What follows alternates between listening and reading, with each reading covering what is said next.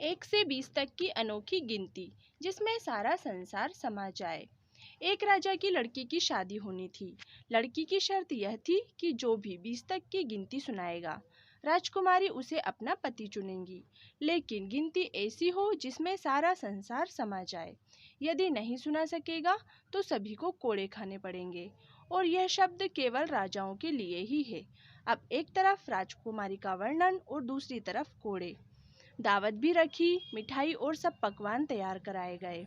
पहले सब दावत का मजा ले रहे होते हैं। फिर सभा में राजकुमारी का स्वयंवर शुरू होता है। एक से बढ़कर एक राजा महाराजा आते हैं। सभी गिनती सुनाते हैं जो उन्होंने पढ़ी हुई है। लेकिन कोई भी वह गिनती नहीं सुना सका जिससे राजकुमारी संतुष्ट होती। कहना था कि गिनती तो गिनती होती है, जो भी आता कोड़े खाकर चला जाता। कुछ राजा महाराजा तो आगे ही नहीं आए। उनका कहना था कि रानी पागल हो गई हैं, यह केवल हम सबको पिटवाकर मजे लूट रही हैं। यह सब नज़ारा देखकर एक हलवाई हंसने लगता है।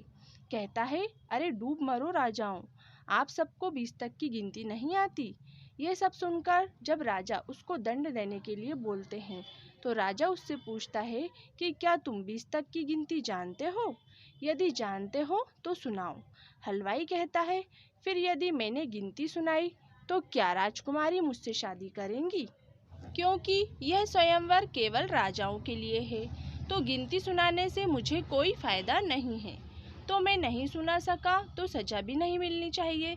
राजकुमारी बोलती है, ठीक है, यदि तुम गिनती सुना सको तो मैं तुमसे शादी करूंगी, और यदि नहीं सुना सके तो तुम्हें मृत्यु दंड दिया जाएगा। यह सब देख रहे थे कि आज तो हलवाई की मौत तय है। हलवाई को गिनती बोलने के लिए कहा जाता है।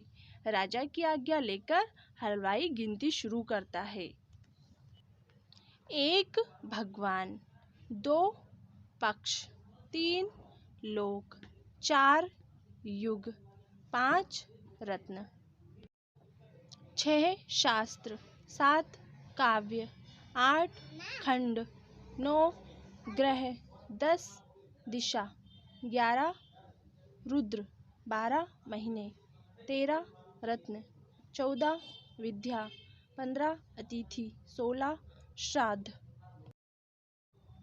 17 वनस्पति, 18 पुराण, 19 तुम और 20 मैं।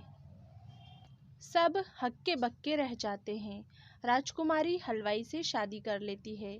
इस गिनती में संसार की सारी वस्तुएं मौजूद हैं। यहाँ शिक्षित से बड़ा तजुर्बा है।